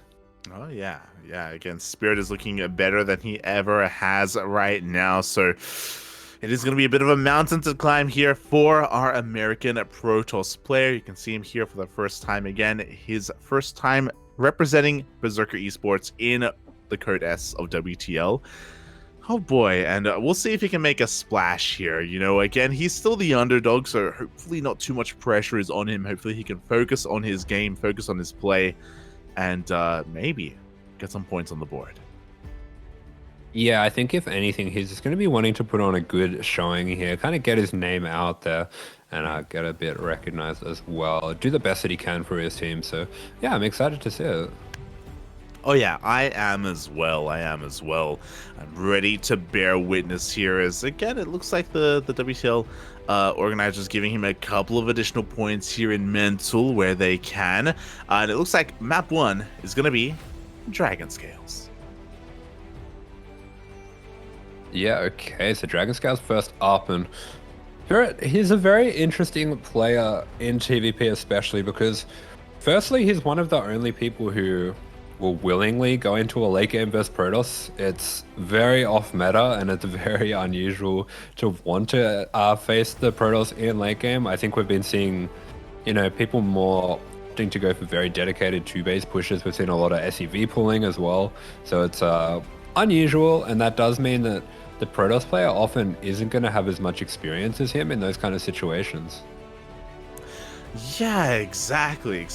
So that's why it's so difficult to prepare for Spirits, just because he's such a unique player, as you were saying, and it can be difficult to prepare and be ready for that sort of thing without having first-hand experience. But that is what we are really here for as well, is that first-hand experience on the main stage in a big tournament. But, you know, at the same time, I'll be honest, I'm not too... I've casted Holden before, but I'm not too familiar with his stylistic choices. I'd love for him to just go full NA and just just bring something different to the table as well, you know? Yeah. Oh no, probably don't Sky Toss it against Spirit. He's very good against Sky Toss. Yeah, it's gonna be interesting to see. The other thing that Spirit does in TVP that's a bit different from his TVZ and TVT is he does have some very aggressive tendencies. I've seen him play some series against Trigger where he's like proxy raxing and going for mass cloak widow mines behind it and things like that. So he is I think it's the kind of thing that you see with Maru as well, where he's confident to go for some risky early game plays just because he knows he can fall back on his late game. Yeah, I have seen that as well. It does feel like a matchup specific thing for Spirit. You know, it feels like he's not necessarily that kind of player, especially in TVZ, for example, and even TVT. So, yeah, I guess he's maybe a little bit that much more confident here against the Protoss players of the world. Oh boy, so that's also something to bear in mind, and maybe something a little bit more difficult that you have to deal with here when you're up against Spirit. I think Spirit's just the kind of player who he's just kind of looking for the most abusive and broken thing that he can find. So in TVZ, I think he thinks that, you know, CC first into 3CC because he trusts himself to hold everything is broken, which makes sense. In TVP, he's just like, Cloak Widow mines are broken. So I think we're going to be seeing those as spawning in the bottom right-hand corner for Starlight Twinkle. It is Spirit. And spawning in the top left-hand corner of Dragon Scales for Berserker eSports, it is Holden.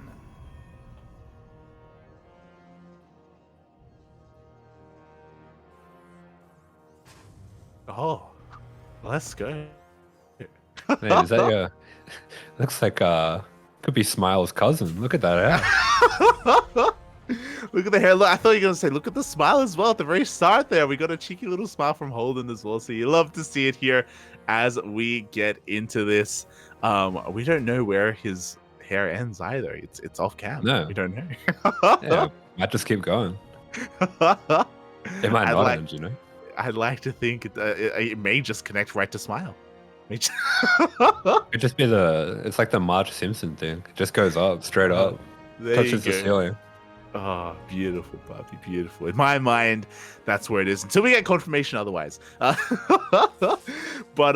until that point, though, we do see a bit of a cheeky start here. The first probe going to be looking to tase away and be a little bit annoying here on the Workers of Spirit. Yeah, so just getting that early scout here, he's going to be able to see that it is going to be a double gas opener. So Spirit is going to be both locking that probe in and probably going for something aggressive here. This can, of course, lead into any number of things. I mean, this is the main complaint about this build from Protoss is this can be basically anything at this point. Yeah, it could be Widowmine drops. It's probably some kind of aggression coming your way. Yeah. You just know it's gonna kill you. Oh my god. So yeah, from here, you know, Holden has some scouting information to get us strong, but only a piece of the puzzle as the probe does get shut down, and Spirit is going to be zooming across the map. Yeah, so he opens with the reactor first here. Oh, here we go. We haven't done this yet. Oh, boy, here we go. We have the sponsors for the World Team League. Shout out to Doyu, Hypergriff, TGI Fridays, Tidal, and of course, Rio de Janeiro. Yeah, and I was about to mention that we have been seeing Reaper Hellion builds come into the meta quite a bit in TVP with Maru and Beyond, really enjoying those, but it's actually just going to be a pretty simple mind drop. So Spirit playing a very standard build off double gas. This is something that we saw Maru popularize, and then it was very heavily in the meta for a while, slowly kind of phasing out now, but this is probably the most standard way to play the double gas opening for Terran. Yeah, exactly. Nothing too fancy coming out from Spirit whatsoever. And likewise, it shouldn't be catching Holden too off guard either, as he's just setting up back at home and preparing quite defensively here. He's got a shield battery on the way at the natural, also a shield battery on the way in the main. Yeah, that's that NA Protoss, baby. Like, you don't know what's coming. You just know something crazy could be coming. So he's going to be preparing back at home. Meanwhile, it looks like Spirit's playing it out kind of safely here, even going for the CC on the high ground, floating it on over. Yeah, I mean, you do have to do that when you just go one Reaper straight into Reactor, because if an Adept comes across the map, you lose your building SCV over and over and over again, and it sucks. But yeah, it's just going to be standard mind drop build. This is the Mario special. I think Spirit must be a bit of a fan of Maru. I'm hoping. I'm going to decide that in my mind that he's just a massive Maru fan. He loves Maru. He has a picture of Maru in his wallet that he caresses before every series. Do you know? I'm not a Terran. Who cares? I'm not an animal, Poppy. Yes. Here we go. We do have one mine waddling in towards the natural base. Another two landing in the main. Oh, that's so dirty. But Holden sees it. No! Oh, he saw it, but he just boxed his probes wrong, and he's just kind of falling apart at the perfect moment here. I mean, he was actually on top of that. He did know what was going on, so Spirit, you know, maybe not giving him the respect he deserves, but a Stalker going down as well, and that's unfortunately going to probably be pretty much it here. Things are looking good, and then things were looking very horrible for Holden with that retarget from Spirit. A lot of probes going to be going down. Pretty massive deficit here to kick things off for Holden. Yeah, I mean, he had it all correct, but unfortunately kind of dragged himself into that when he split off that one probe. But here we go. We are going to be having a Spirit just checking, making sure that the Stalkers are still there, and he will be able to keep those Stalkers locked there for a while now. He's sending out the Raven for a bit of extra harass as well, and behind this, that Stim combat shields timing is looming. Yeah, it is on the horizon here for Spirit. That is going to be the would-be killing move, but we'll see if he can pull it off, as the Raven is going to be coming in for a bit of auto-turret harass. A couple of probes are going to be falling. Only one probe for the time being, and we're going to try to create an opening here for that Widow mine, as we still have one mine in the top left-hand corner of the map. Yeah, we do, and all this is doing is just denying even more mining time. It's distracting Holden, throwing him off his build as well, so Spirit just doing everything to be annoying to make sure that this timing is going to work. exactly. And here we go. The Widow Mine is zooming on in. The Medevac is going to be focused down, but the mine will burrow, and it looks like it could take down the Stalker, and it will. Yeah, takes down another Stalker. He's going to be more than happy with that kind of value there. So that is really good for Spirit here. Continuing to just get more and more damage with this turret as well. Almost takes down that Stalker. And I mean, you can see Holden's, shaking his head, frowning a bit. He knows that there's just no way that he can hold this push. Yeah, exactly. Like, he's just playing it out here, doing the best that he can to try to hold against the would-be Stim timing. Stim is now done. Combat Shields is going to finish up in a couple of seconds as well, and Spirit is moving out across the map. Holden is here to slow him down, though. He's going to be chipping away at these Marines.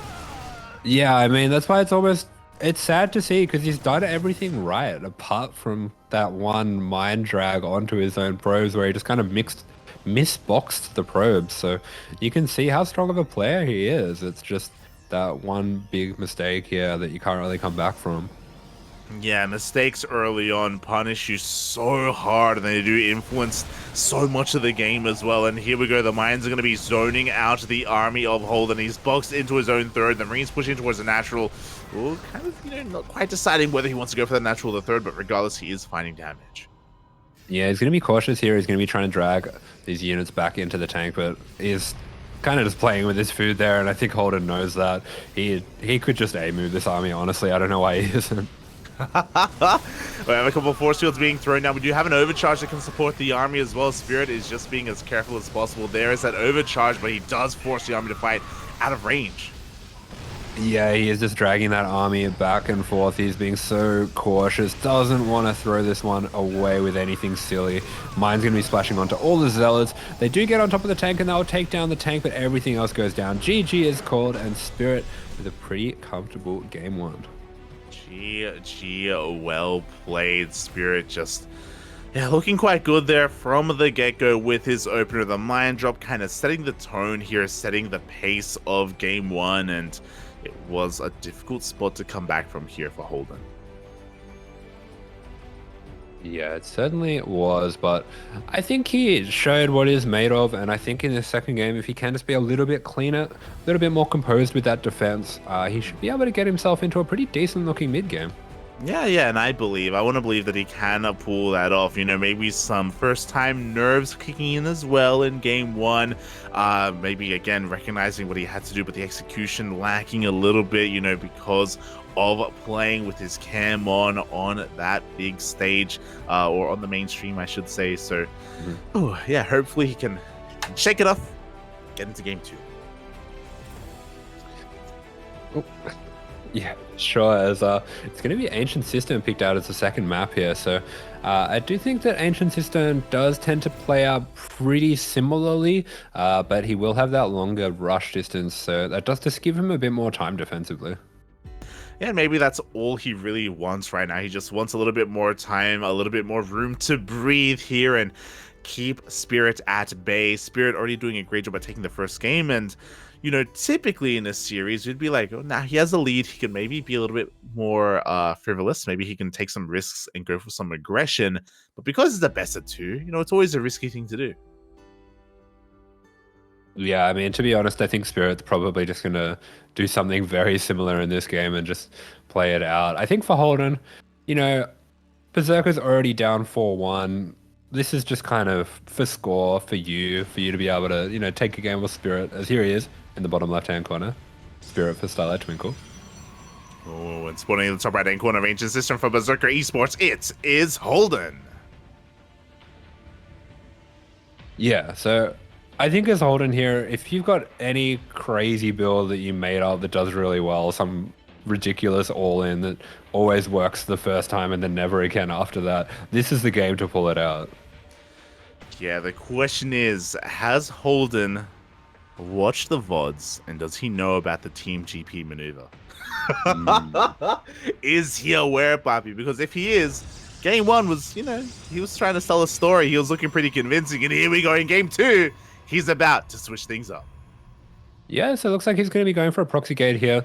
I don't love this position just because it's the most common position for a proxy gate, and I think it's the first place you check with a Reaper. But I mean, Spirit might just go straight across the map as well. It is also a little bit sus that he's not going for the same scouting timing, so Yeah, I think as Spirit here, that's probably the first thing you're going to do when your Reaper pops is check that spot. But we'll see how Yeah, it goes anyway. I would agree that would make the most sense for him to just double check because there has been no probe that has shown up here in the main base of Spirit. But we'll keep an eye on that Reaper pathing because if by any chance he doesn't check and he doesn't confirm this, then Holden could do some damage. Yeah, definitely. He's just going to be going for his expand as well. The SEV scout's going to see that this is very late, so he's going to know that there's something up. Oh, he is aware the first Reaper is coming out as well, and looking at the mini-map, it looks like, okay, the Reaper is headed over towards that direction, or at least headed over towards the natural. Yeah, I mean, Spirit's actually seen everything he needs to see here as well, so looks like the Reaper's just going to be waiting for a Zealot. The bunker is immediate as well, so getting that nice early bunker now that he's seen that, and he is just going to be double-checking once again this gas just to make sure that it's not being taken, but yeah, there we go. He'll know it's a proxy gate, just from the lack of gas anyway. He has confirmation. Stalker's about to rock up regardless, and it will not be able to delay that bunker. The bunker will finish up in time. The natural base is safe, but we have a couple more units coming across the map here to reinforce for Holden.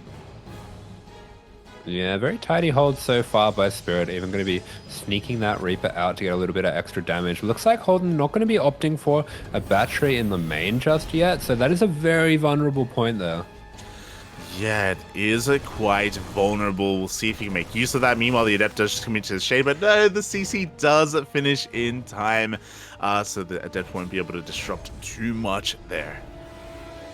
Yeah, we're even going to evacuate that SUV from that low ground there, and here we go. The Reaper does rock up. He's going to be forcing a warp in back at home. Oh, we don't have warp gate, so he has to recall. Oh no, that is really rough. Just recalls the one Adept here, but that's just going to put him even further behind economically. Yeah, exactly. The Adept does come back. Ooh, a little bit of a slip up as well, attacking the Nexus, and we can see he is still struggling to keep up here with the Reaper. Yeah, definitely, but he'll get this mule at least. I mean, that's something. Gets a mule, you know, delays some of the mining at the natural base. We can see the Stalkers trying to capitalize, but no, the Marines do dive back into the bunker in time. But the Reaper still has not been dealt with. Yeah, there we go. We still have no battery in the main, and this is pretty much, I mean, it's only 1 or 2 probes, but he's already behind enough that this is pretty game-ending damage here. Yes, 2 probes go down, almost a third, but no, Holden will clean up that Reaper in the end. With the power of the Cyclone, the Stalkers are being forced back as well. Looks like we will get a kill on one of those Stalkers. Yeah, second Stalker going to be going down as well here. So Spirit, yeah, it looks like he knows how this goes down. Looks like it's going to be calculated. And with that, those last few Stalkers, the pylon on the edge here, the proxy gate going down. I mean, Holden might just GG out here. Yeah, you can see him shaking his head when the Stalker was dying, and even more so here. He was like, yeah, recognizing the situation that he is in. But again, he's not just going to tap out. He's going to play this out regardless. He is going to fight as best he can, even if it is from a kind of difficult position. Yeah, and I mean, he gets a Cyclone, something. He draws blood. Yeah. Reaper and a Cyclone. Hey, Spirit should just leave. Yeah, but I mean, behind this Spirit, he's just going to be extra safe. Gets the turret at the third as well. Just doesn't want to lose to anything cheeky. I mean, that DT turret is, I feel like that's an I've won the game turret where you're just like, as long as I don't get killed by DTs, I can spend a bit extra to be safe. Yeah, exactly. Spirit making sure that he doesn't get caught with his pants down, making sure that DTs don't randomly show up and deal critical damage.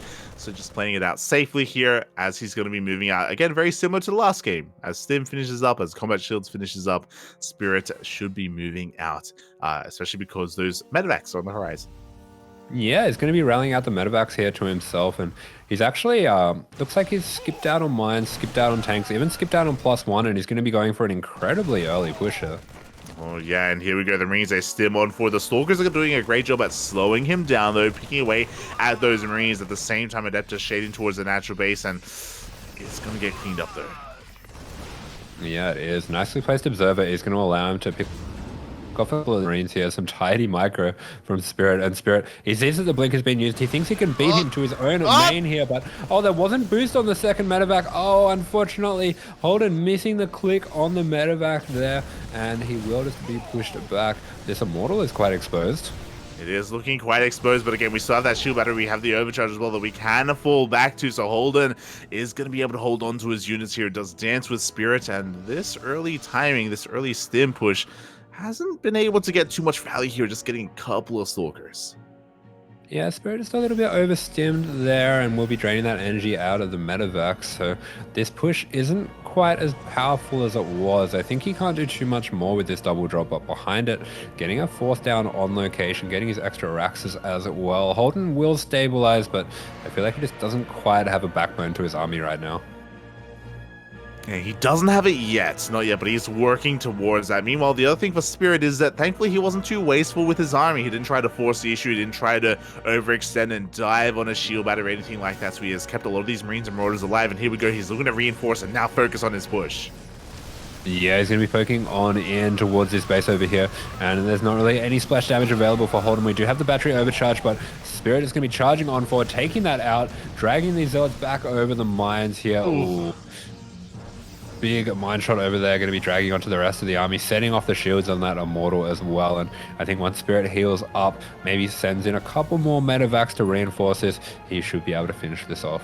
Yeah, Spirit is looking to overwhelm and break the third base. The shield battery is on the way. It is being rebuilt here by Holden, but he needs a little bit more time working on more Immortals, on Zealots, on Stalkers. Still no splash damage on the horizon, though, so it's going to be a very difficult fight for Holden.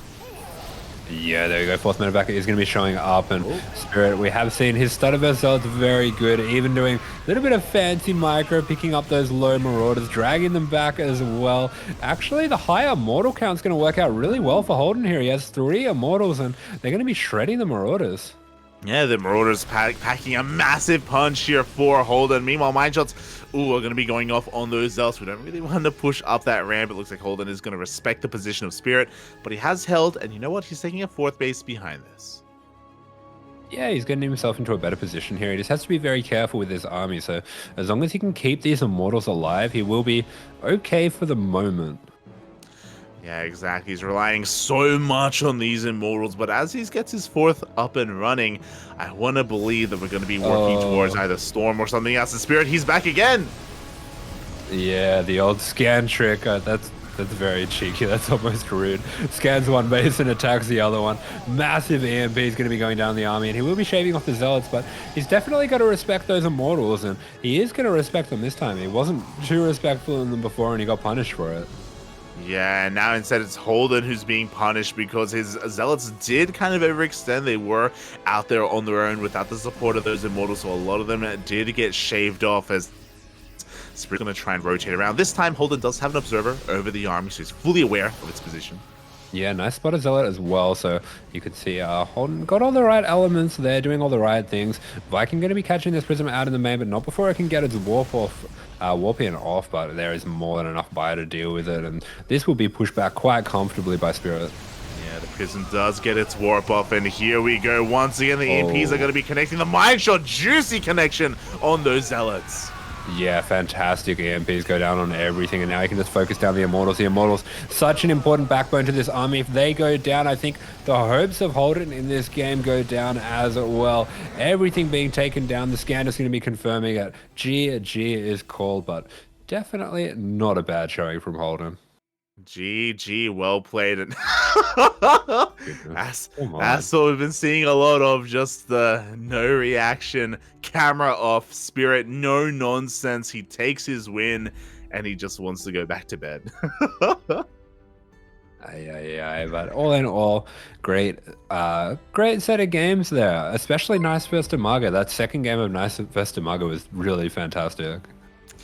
Oh, yeah, exactly. Nice vs DIMAGA was the highlight here of that series. A great best of 2, to be honest. So if you missed out on it, if you tuned in a little bit later, I highly recommend tuning in for that PVZ that we did cover earlier. As that wraps up, Starlight Twinkle versus Berserker eSports. They take the series 5-1. Yeah, there we go. So definitely the favorites there, Starlight Twinkle, but Berserker, they did their best to kind of make them bleed a little bit there. DIMAGA looking poised to take the 2-0 there. So definitely the star player for Berserker tonight and probably